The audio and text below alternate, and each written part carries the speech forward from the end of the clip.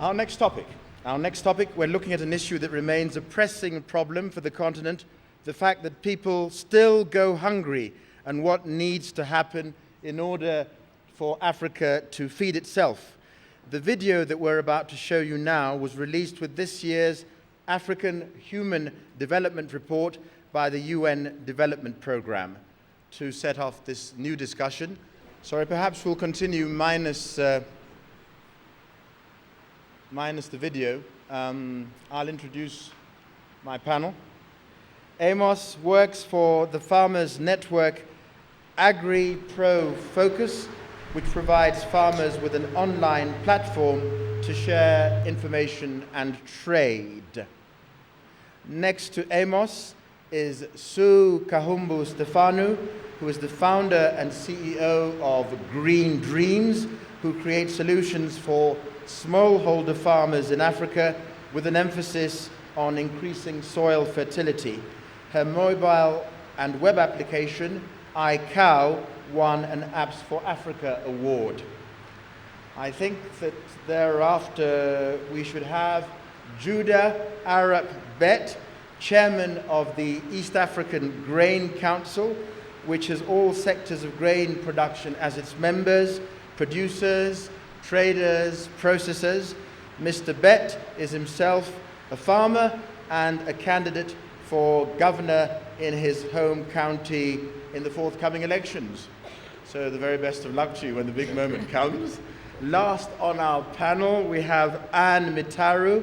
Anne has been at the forefront of the fight against hunger during the Horn of Africa crisis last year. She launched the online campaign, Africans Act for Africa, bringing together celebrities and citizens from across Africa to lobby their leaders to act to end hunger. Anne, it falls to you to set the road rolling. Thank you very much, John, and welcome to everyone joining us here and virtually across the world. Ladies and gentlemen, 2011-2012, we saw two food crises happen. January 2012, we have two parallel food crises on the continent. Horn of Africa, 13 million people, and the Sahel. Why is this happening? Anyone can go first. Why do we have a food crisis? Why are we having two parallel food crises over 30 million people on the continent not food secure? I'd like to answer that if I may. I think it's largely because we've not invested in our food producers. As a country, we tend to look at our food producers as almost having to produce by default. There's not a lot of education. We all know today, if I were to ask the audience here to go out and plant maize, they'd be able to start looking for information on how to do so. Many of our farmers are not in that position. They don't have access to information, good information, and education around producing. So it's not rocket science that we've ended up in the situation.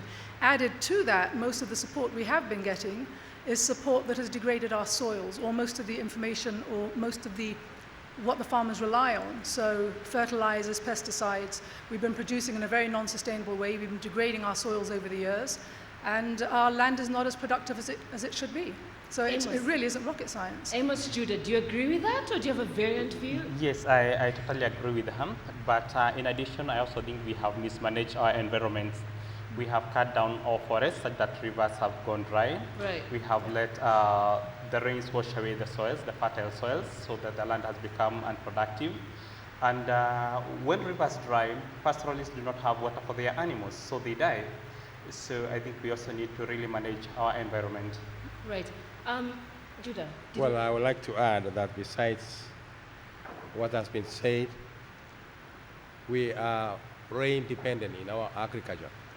I think it's a high time that we think of irrigation and this economical irrigation through drip irrigation. Our weather forecast has been good, but does that information reach our producers? That we need to convey that information to foretell when the weather is changing, and people can prepare accordingly. Also, our food security in terms of storage. Right. Our farmers produce and sell at a time of plenty because they don't have enough storage capacity. Yet, actually, in our country like Kenya, we have sufficient storage capacities in various warehouses. It is only a question of telling the farmers to store their crop at the time of surplus and have it when there is deficiency available. So you raise a plethora of, difficulties and problems. Whose responsibility is it? Because really, technically, having people die from hunger is unacceptable in 2012. So whose responsibility? To whom does this responsibility lie for the different issues that you've raised? Well, I think it's shared responsibility, Right. all of us. I think the government has had the responsibility of making sure that the policies are right, but then farmers also have the responsibility to make sure that they are using that land in the most efficient way. And I think service providers also have the responsibility of making sure that that product that they're putting in the market is the right product in terms of steering agriculture in the country. Yeah. One of the, sorry, Judith. Yes, yeah, I go just ahead. wanted to agree with Amos. That responsibility is all ours. But a time has come when farmers should see agriculture as a business, but not a hobby that you go and do it when you retire from your formal jobs. The moment we see agriculture as a business, Right. and we do business, then we'll be motivated to look for the latest technologies to apply in our businesses, and we will grow like any other business. We talk about commitment. In the 1960s to 70s, the government had about 10% investment of national budget in agriculture.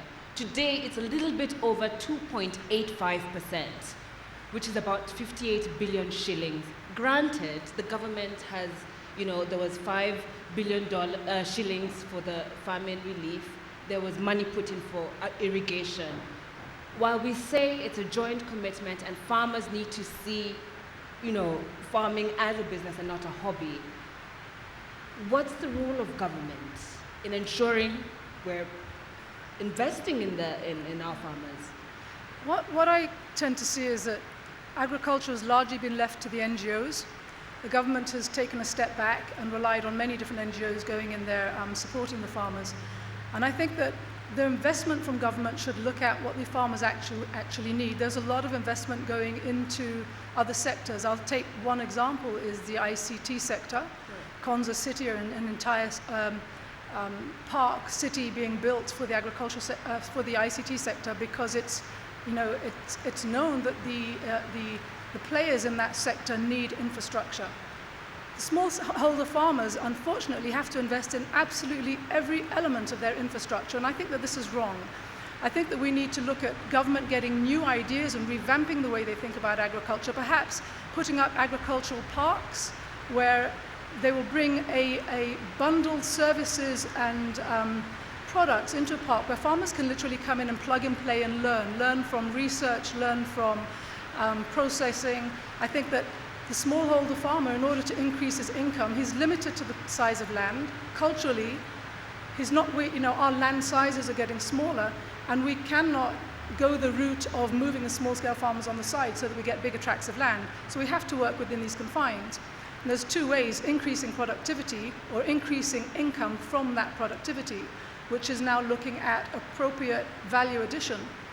I think that having agricultural parks that would teach these across the counties in our country and perhaps across Africa will allow farmers to see these things and to learn from them, not to have to just imagine them and learn by trial and error. We really don't have the time to learn by trial and error.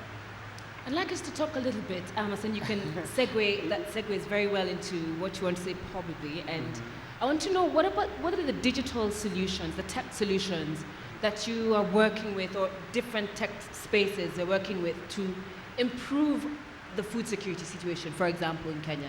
Amos, you can start. Okay, I just wanted to make a small addition to what Sue had said on Go the ahead. role of the government. And I think there is the role of enforcement. And when I mean enforcement, I think sometimes the government used to use the stick. When I was growing up in rural Kenya, we had these extension officers who would come and tell you, you have to make terraces on your land. And if you don't do it, you'll be penalized for it. But that stopped. I think sometimes you have to use the stick in terms of making that people adhere to set standards that should be there in the agriculture sector. But coming back to the question about digital technology in agriculture, I think agriculture is growing and it is increasingly becoming a business.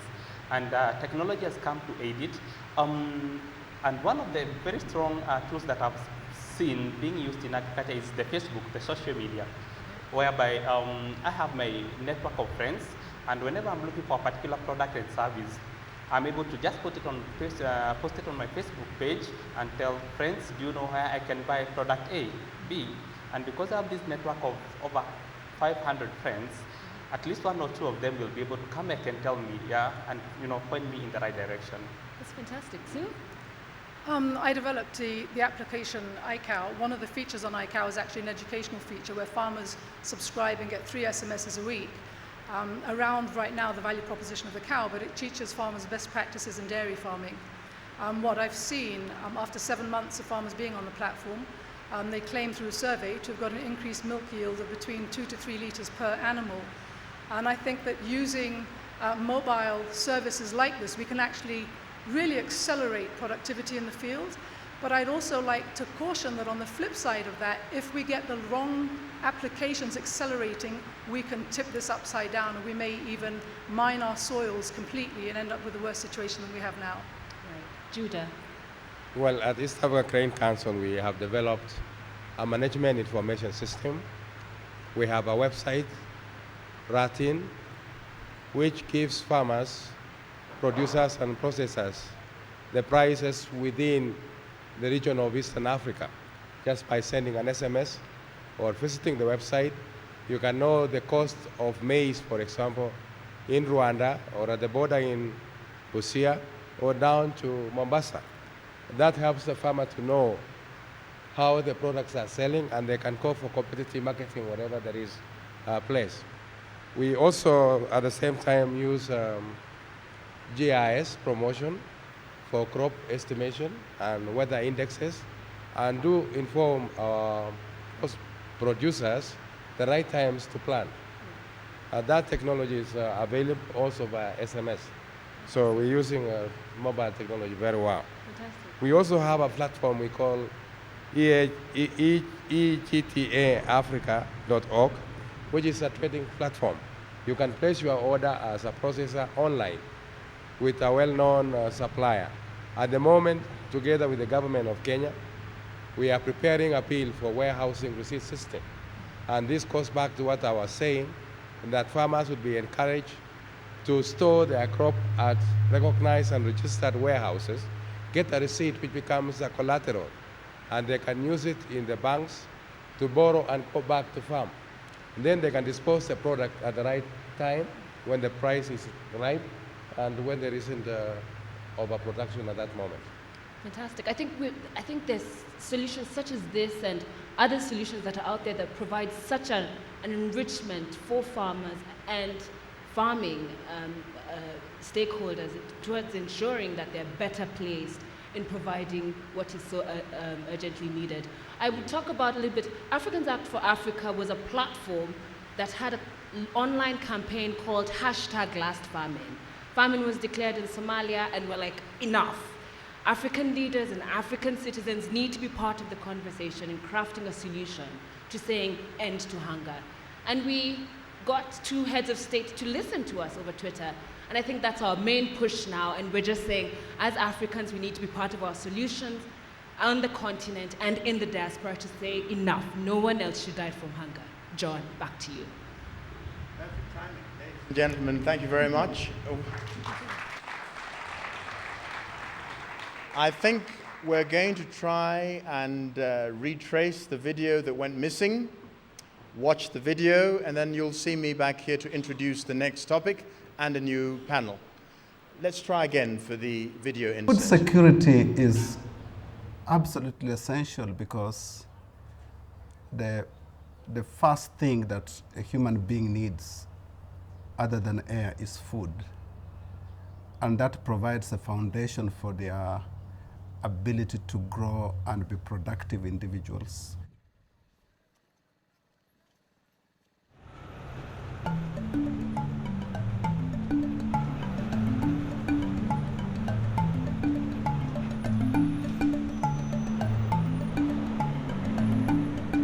There has been rapid economic growth the last 10 years in Africa, on average 5 to 6% growth.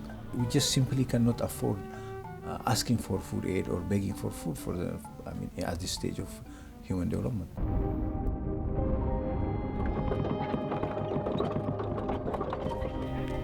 Millions of people are in food insecurity, hunger, sometimes starvation. It's a sad feeling in a continent of plenty, naturally endowed, to see tents year after year of feeding centers, year after years of starving children, and it's solvable.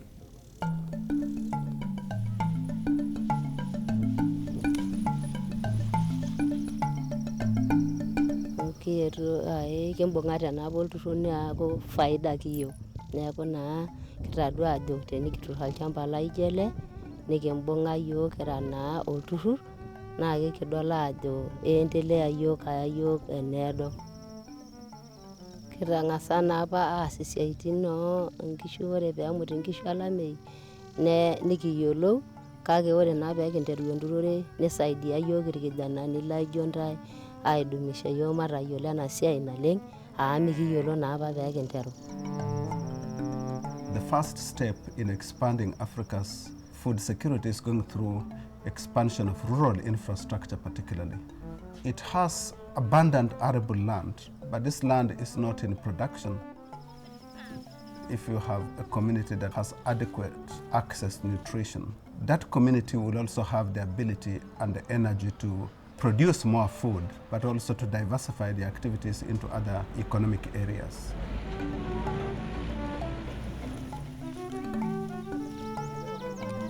Ore naa naata naa nkera ong'uan, nara naa entasat, ara entomononi naa nabo torpayian.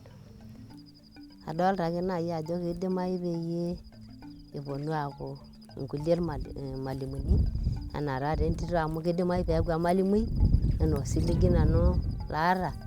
Kidimayu ake naaji peeponu irkijanani enemutu ajo. The role of women in food security, particularly in Africa, is profound and is critical. Women are the producers, the marketeers, the preservers of food. One of the most basic needs of human beings is to have food. And most importantly for our development as people, we need nutritious food. If we don't have those basic building blocks, it's very hard to progress human development. A hungry child cannot learn.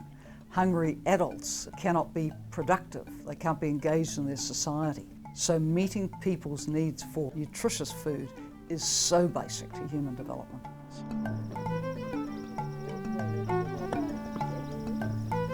We are not fated to starve, or we are not fated to have food insecurity.